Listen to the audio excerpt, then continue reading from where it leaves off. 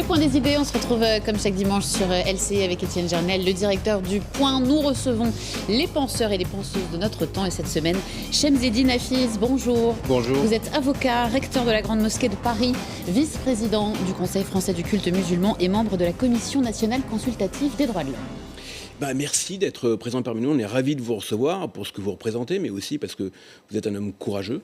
Je dis en mon nom, mais je le pense vraiment. Et alors, il y a une particularité en ce qui vous concerne, c'est que vous n'êtes pas un religieux. Contrairement aux apparences, enfin d'ailleurs pas aux apparences, mais à ce qu'on pourrait penser, parce que vous êtes le représentant de l'islam le plus important en France, mais vous n'êtes pas un religieux, vous êtes un laïc. Est-ce que ce n'est pas un paradoxe de voir le représentant le plus important de l'islam en France être un laïc, être le seul représentant des grandes religions à être un laïc, alors qu'on parle beaucoup de l'islam et de la laïcité? Ça montre que l'islam, quand il veut faire des avancées, il le fait, puisque en tant que recteur, je ne fais qu'organiser le culte, je ne fais pas le culte. L'imam participe à faire le culte. Et vous n'êtes pas imam? Moi, je ne suis pas imam, je ne suis pas du tout religieux, je n'ai pas fait d'études religieuses, je suis avocat. Et par contre, je suis mu par une foi très profonde en moi. Et lorsque mon prédécesseur m'a proposé de lui succéder, j'ai réfléchi parce que je pouvais partir en vacances avec mes petits-enfants. Mais en même temps, je me suis dit qu'on avait vraiment besoin de faire le ménage.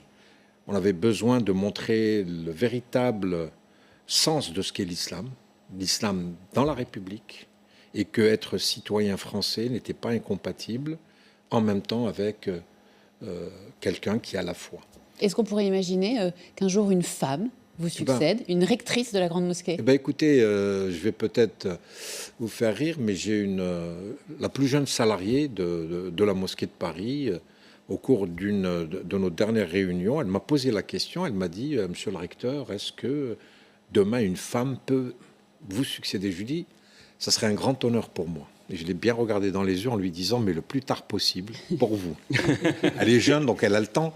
Mais bien évidemment que je serai extrêmement honoré et fier demain de voir une femme à la tête de la Grande Mosquée de Paris, puisque ce n'est pas un religieux qui est à la tête de cette institution religieuse. Et pourquoi pas? Rien ne l'interdit.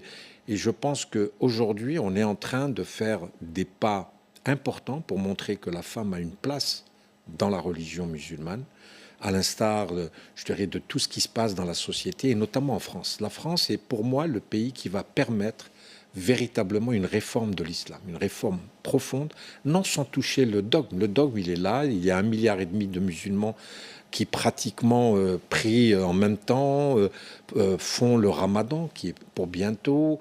Il y a un certain nombre de points de dogme qui sont respectés, que moi je tiens à faire respecter. Et ça veut dire quoi, faire le ménage dans l'islam, comme vous l'avez dit? D'abord, la représentation. On voit bien qu'aujourd'hui, il faut absolument qu'il y ait une représentation de l'islam de France, qui soit à la fois une représentation qui s'adapte totalement aux principes de la République. On voit à travers la charte qu'il y a encore des difficultés pour cela.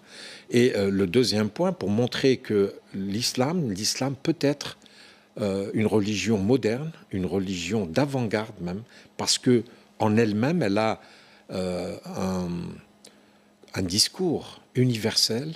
Les droits de l'homme, pour moi, ce n'est pas en attendant la Déclaration universelle des droits de l'homme en 1948, au moment de l'avènement du Coran et de la révélation. À ce moment-là, il y a eu énormément d'éléments dans le Coran, des versets du Coran, d'abord qui ont donné un statut juridique à la femme. La femme, à l'époque, elle était un res nullus, c'est-à-dire une chose qui appartient à personne. Alors qu'en islam, la femme avait enfin un statut. Elle était un sujet de droit. Vous imaginez, au 7e siècle, dans un désert d'Arabie, la femme devenait une personne qui pouvait avoir un patrimoine, qui pouvait le faire gérer par un tiers autre que son propre époux, qui avait énormément de droits. Et tout cela, on l'a pratiquement balayé et on a montré aujourd'hui, en 2021, on dit que l'islam est une religion misogyne. Je n'arrive pas à l'accepter. Pour moi, c'est vraiment insupportable qu'on traite de cette manière. Alors, bien évidemment qu'il y a une vérité, cette vérité qui a fait qu'on a dévoyé l'islam dès le 7e siècle. Et c'est ça qui est important aujourd'hui. Dès le 7e, je veux dire que les choses... Pourquoi vous dites que l'islam a été dévoyé dès le 7e siècle ? Parce qu'on est rentré dans une société patriarcale qui devait absolument étouffer la présence de la femme, alors qu'il faut savoir que la première personne qui s'est convertie à l'islam, c'est Khadija, l'épouse du prophète. Puisque le prophète, quand il a eu cette révélation, lorsque l'ange Gabriel s'est adressé à lui, et quand il lui a dit « Iqra, lis », à ce moment-là, vous imaginez un homme qui est enfermé dans une grotte, qui un peu copiait les ermites, et il allait dans cette grotte pour réfléchir, pour penser à ce qu'était le monothéisme, parce qu'à l'époque, on était dans une société polythéiste. Et donc, il se voit comme ça interpellé par l'ange Gabriel, il descend en courant, il va chez sa femme, il met sa tête sur les genoux de son épouse et il lui dit « Voilà ce qui m'est arrivé ». Il tremblait. Ça, c'est une description dans un verset coranique qui dit qu'elle l'a couverte et elle lui a dit « De toutes les manières, je savais que tu étais cet homme qui allait venir ». Et c'est comme ça qu'elle s'est convertie à l'islam. Toutes ces choses-là ne sont pas racontées. Et donc, bien évidemment, aujourd'hui, on montre l'islam. C'est qu'il a été dévoyé ou c'est qu'il n'a pas assez évolué ? Non, il a été dévoyé. Moi, je trouve qu'à un moment donné... c'était juste au moment où il y a eu des métamorphoses importantes dans la société, dans le monde entier, puisque nous étions avec l'avènement des États-nations, avec la fin du califat, la période d'Atatürk, etc. On s'est retrouvé dans une société où les islamistes, tout bonnement, Hassan Banna, toute cette... Hassan Banna, c'est le fondateur des frères musulmans, qui ont commencé à ériger une nouvelle doctrine qui est basée sur l'obscurantisme, qui est basée sur le rigorisme excessif et qui a fait que cette religion, aujourd'hui, on considère que l'islam, on ne peut plus rire de l'islam, alors que ce n'est pas vrai. Alors on va en parler, parce que sur la liberté d'expression, alors vous avez diffusé aux imams un document dans lequel vous expliquez par les textes, par le Coran, comment combattre le fondamentalisme, le terrorisme, et il y a avec un certain nombre d'exemples, notamment vous citez une sourate qui parle de liberté d'expression. Donc le Coran évoque le sujet de la liberté d'expression. Bien sûr, même le prophète de l'islam, à l'époque, à son époque, au moment où il vivait, il a permis cette liberté d'expression. Où des gens cela, nous savons mieux ce qu'ils disent. Tu n'as pas pour mission d'exercer sur eux une contrainte. Absolument. Et c'est là où on voit, on voit que la liberté d'expression, que toutes ces, la liberté de conscience également, sont des éléments. Quand je parle des droits de l'homme, dans l'islam, bien évidemment pas défini comme aujourd'hui le droit positif le fait, mais déjà à l'époque, l'être humain avait toute cette faculté de choisir ou de ne pas choisir d'être musulman, de se comporter, parce que si vous voulez, l'islam, c'est également un code de vie. À travers vos voisins, à travers vos enfants, votre épouse, la vie de tous les jours. Vous savez que dans le moindre geste que le musulman fait, il le fait au nom de sa religion. Donc il doit le faire avec attention. Je vais vous donner un exemple. Un footballeur connu, de confession musulmane, quand il va pour entrer sur un terrain, il lève les yeux vers le ciel et il fait ce qu'on appelle la Fatiha. C'est bien. Mais en même temps, il faut que lorsqu'il est en train de jouer, vis-à-vis de l'arbitre, vis-à-vis de ses adversaires, vis-à-vis du public, il faut qu'il se comporte correctement. C'est ça que aujourd'hui l'islam, l'authentique islam, montre tout le temps qu'il faut avoir ce comportement à la fois de bienveillance, de générosité, de solidarité à l'égard des tiers. C'est ça ce que nous devons aujourd'hui exécuter pour être de véritables musulmans. Vous avez dit on doit pouvoir rire de tout. Vous avez été l'avocat en 2006 de la Grande Mosquée dans le procès contre les caricatures de Charlie Hebdo. Mais récemment, vous avez réaffirmé le droit à la caricature de manière très claire. Et vous dites il faut que tous les musulmans comprennent que la France est le pays de la satire. Est-ce que vous avez changé d'avis ? Pas du tout. En 2006, je pense avoir fait mon devoir parce qu'il fallait faire œuvre de pédagogie à ce moment-là.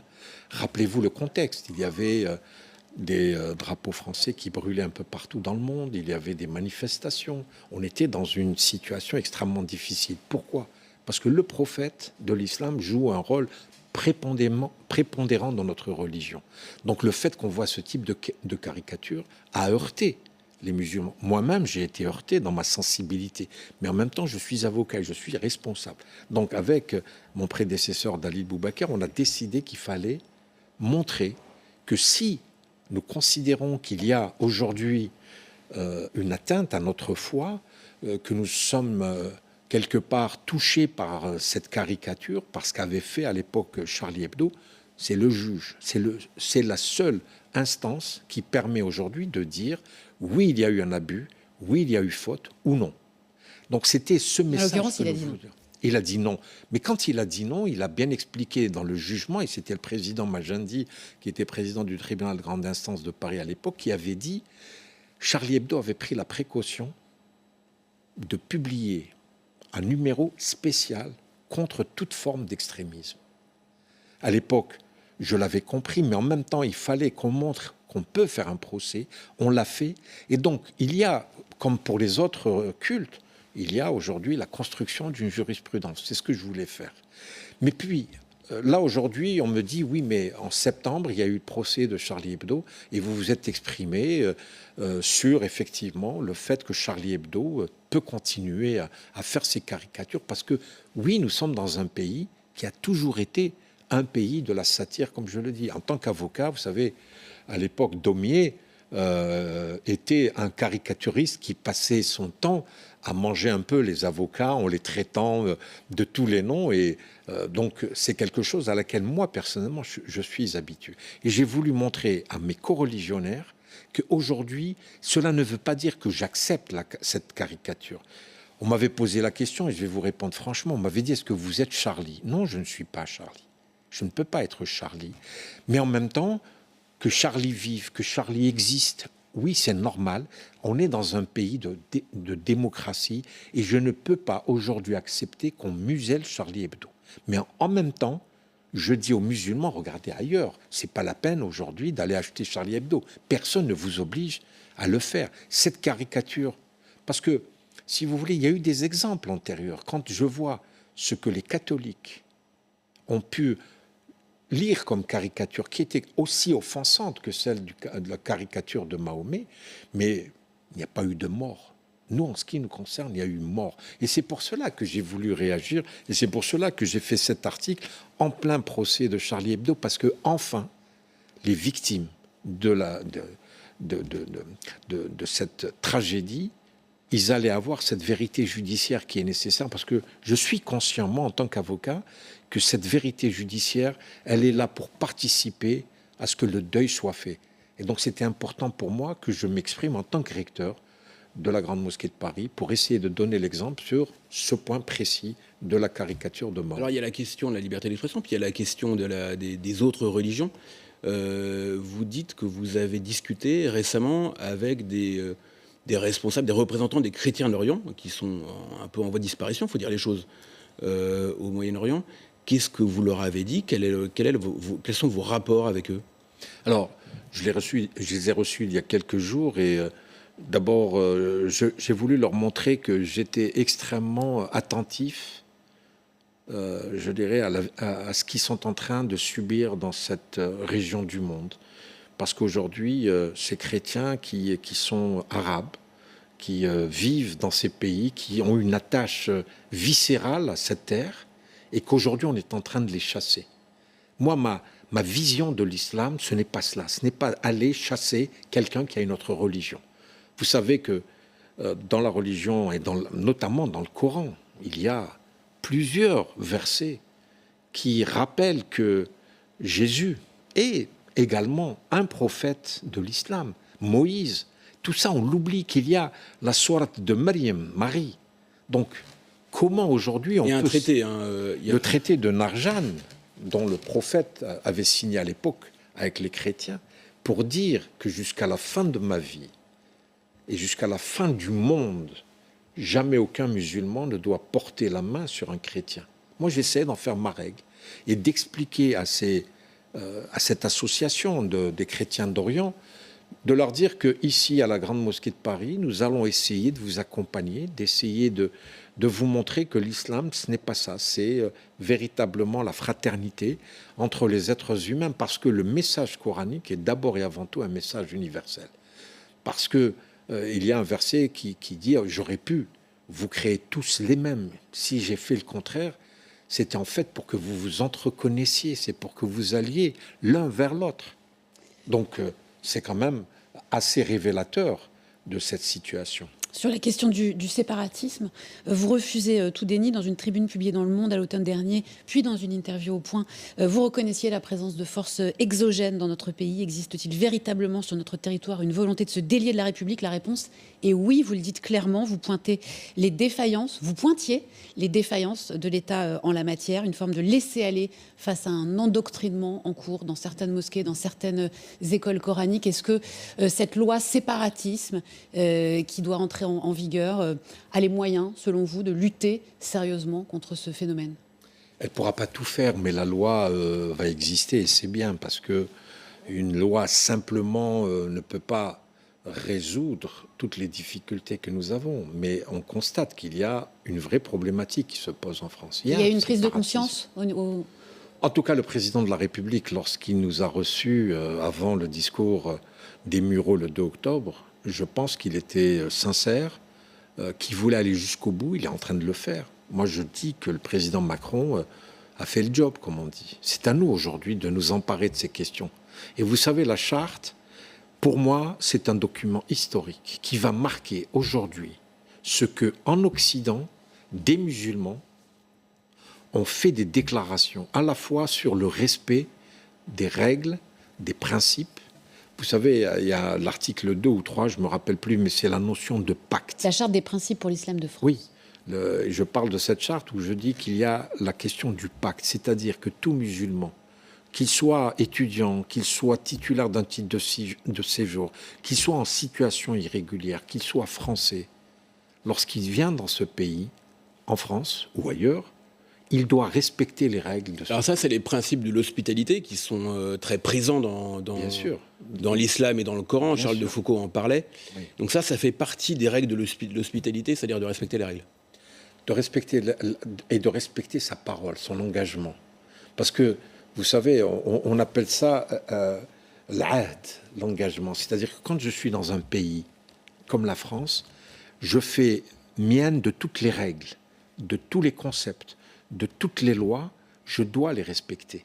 Et en même temps, la charte, c'est l'avantage qu'elle peut apporter, c'est qu'en même temps, nous expliquons, nous musulmans, ce qui est le rite musulman en France. Nous avons dénoncé l'islam politique, nous avons dénoncé l'apostasie, nous avons dénoncé l'excommunication, nous avons dénoncé des principes qui aujourd'hui, malheureusement, s'appliquent énormément dans notre communauté musulmane. C'est ce que j'appelle, ce qui est appelé le wala ou le bara, c'est-à-dire le comportement du musulman. Et là, c'est terrible ce que l'on voit. Et quand on parle de l'islam politique, nous le dénonçons, nous le définissons et nous donnons des exemples. Mais par Qui exemple, a été aussi loin. Et est-ce que, par exemple, c'est l'islam politique porté par la Turquie aujourd'hui, dont on parle beaucoup dans l'affaire de la mosquée de Strasbourg? Est-ce que c'est un sujet pour vous, l'ingérence de puissances étrangères dans l'islam français? Moi, je fais un distinguo parce qu'il y a une part très politique dans cette affaire. Et ça, moi, je ne veux pas m'immiscer dans les relations entre la France et la Turquie. Mais en même temps, je vois qu'il y a deux fédérations, une, le Miligorush, et une, le CCMTF, qui ont refusé de signer la charte. Moi, je ne les mets pas sur un piédestal, le CCMTF et le Miligorush, mais bien évidemment qu'il y a une ingérence de l'État. On fait de la politique. De l'État turc, oui. Bien sûr. Et aujourd'hui, il faut absolument ne pas laisser faire. Ces associations, elles sont membres du Conseil français du culte C'est pour musulman, ça que dont vous êtes le vice-président. Alors, qu'est-ce que vous leur dites à ces J'étais l'ancien associations? vice-président. Écoutez, j'ai démissionné la semaine dernière parce que je n'arrivais plus à suivre ce que décide le président Moussaoui, qui aujourd'hui se cache derrière les statuts du CFCM pour garder une relation avec ces fédérations. Moi, je n'en ai plus. Vous plaidiez pour rompre avec ces fédérations? Mais pas Très pour clair. rompre, mais écoutez, il était clair dès le début. Le président de la République a pratiquement annoncé que les fédérations qui ne signeraient pas la charte ne seraient plus considérées dans l'instance représentative. Et donc, moi, je continue à croire que cette charte, elle a eu, comme je vous le disais, la vertu de la clarification. Aujourd'hui, ceux qui n'ont pas signé la charte ont quelque chose à se reprocher. Donc, j'en tire les conséquences. Je ne peux plus me mettre à la table de fédérations qui n'ont pas signé cette charte. Vous savez, on a travaillé pendant 3 mois de façon extrêmement intensive. Chaque mot est à sa place. On a réuni nos théologiens, nos imams, pour nous dire à nous, comme vous l'avez dit tout à l'heure, je ne suis pas religieux, mais en même temps, je veux m'appuyer sur un regard religieux. Nos imams ont étudié mot à mot cette charte. Aucun, je dis bien aucun, n'a trouvé à redire. Aujourd'hui, les critiques qui fusent contre cette charte et contre les rédacteurs de cette charte, il y en a deux types de contestataires. Ceux qui n'étaient pas avec nous et qui considéraient que comment vous faites ça sans nous? C'est, vous savez, je dirais l'attitude, c'est parce que vous l'avez fait. Moi, par conséquent, je suis contre. Même si vous avez fait quelque chose de très bien, je suis contre. Et les deuxièmes, il faut leur poser la question à eux, c'est parce qu'aujourd'hui, vous savez, je prends souvent cette illustration, excusez-moi, je vais le faire avec mes mains. Vous savez, la nation française, la communauté nationale, elle est là. Et puis, il y a la composante musulmane qui, depuis des années, essaye de s'imbriquer dans cette communauté nationale. Elle est en train de le faire et elle le fera. Je suis optimiste là-dessus. Mais il y a aujourd'hui des organisations qui préfèrent que la composante musulmane soit à l'extérieur, parce que c'est là qu'ils ont une légitimité.